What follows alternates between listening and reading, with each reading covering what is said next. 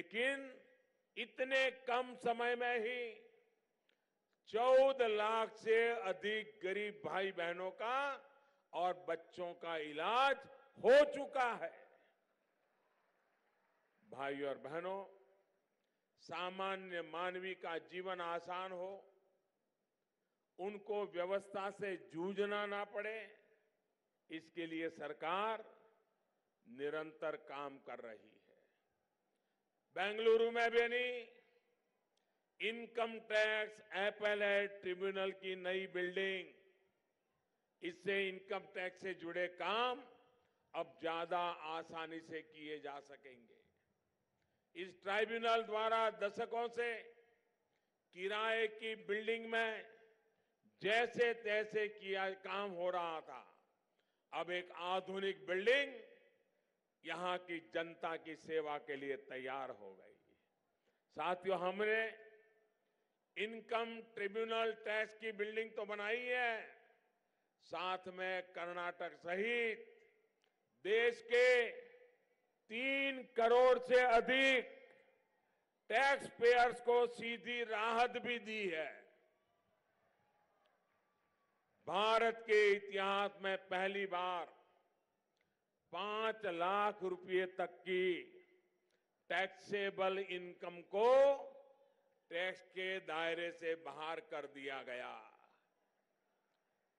हर मध्यम वर्ग के परिवार 15 साल से इसकी मांग कर रहे थे, लेकिन कांग्रेस की सरकारों को ये काम कभी करने की हिम्मत नहीं हुई। आज वो काम हमने कर दिया है।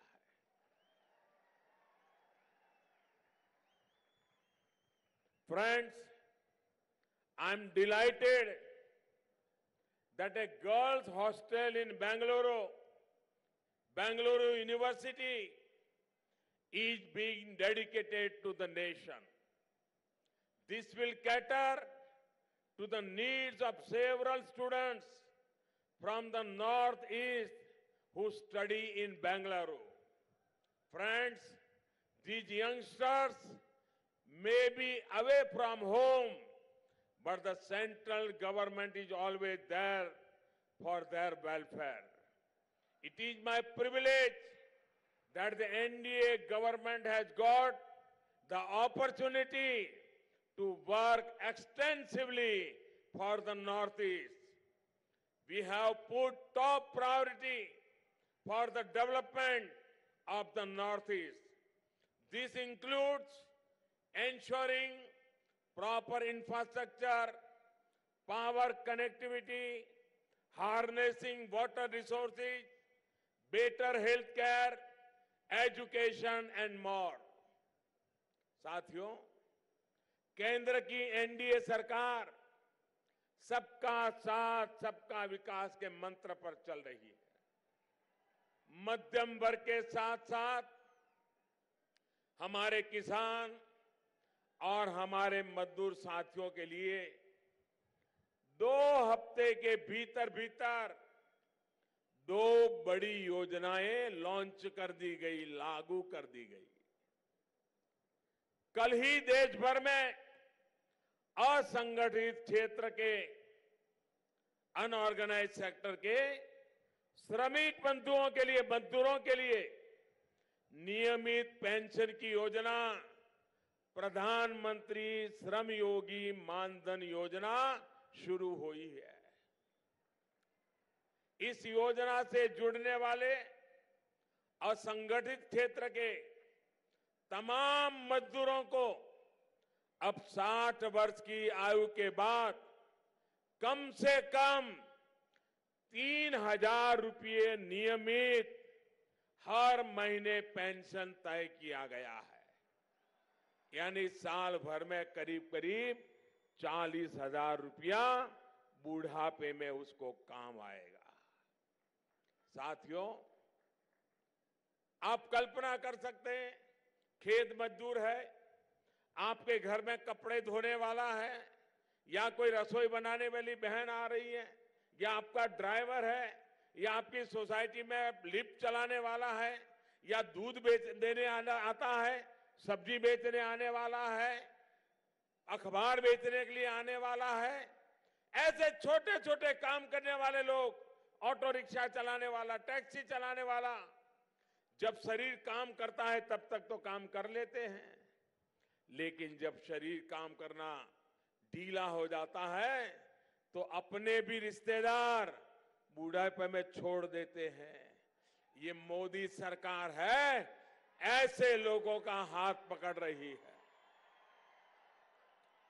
और 60 साल के बाद उनको 3,000 रुपया पेंशन हर महीने मिल जाए ताकि वो सम्मान के साथ जिंदगी जी सके और 42 करोड़ लोग इसका फायदा ले सकते। 42 करोड़। इतना ही नहीं, मैं देख रहा हूं मेरी बंजारा समाज की माताएं बहनें यहां बैठी है।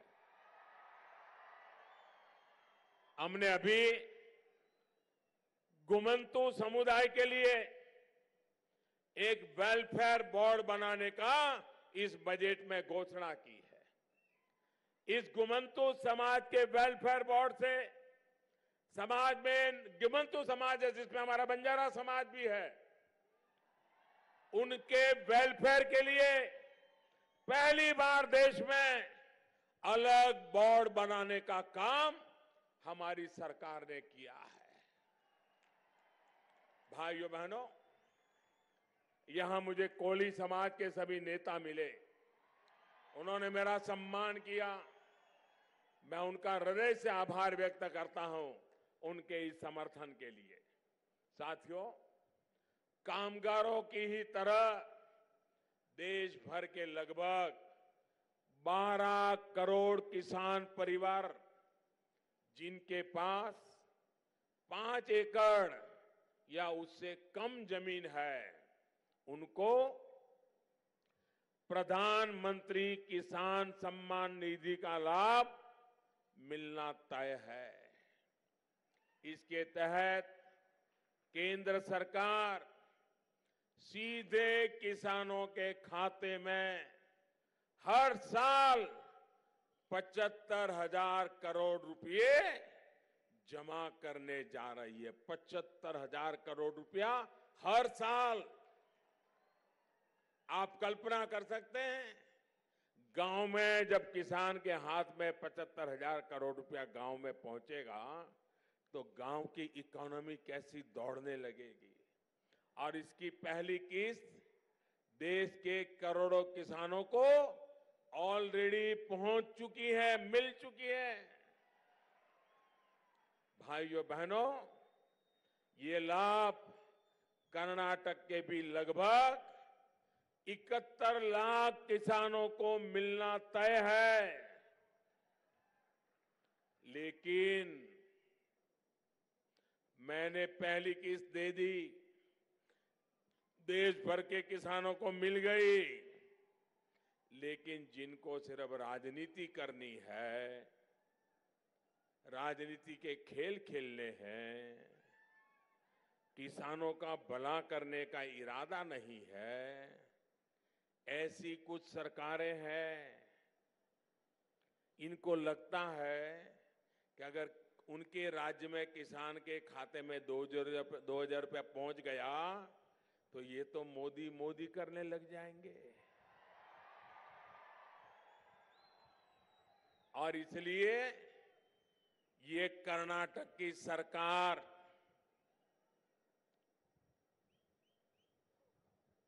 कर्नाटक की जनता के पीठ में छुरा भोंक करके सत्ता की गलियारे में पहुंची हुई कांग्रेस और रिमोट से चल रहे मुख्यमंत्री,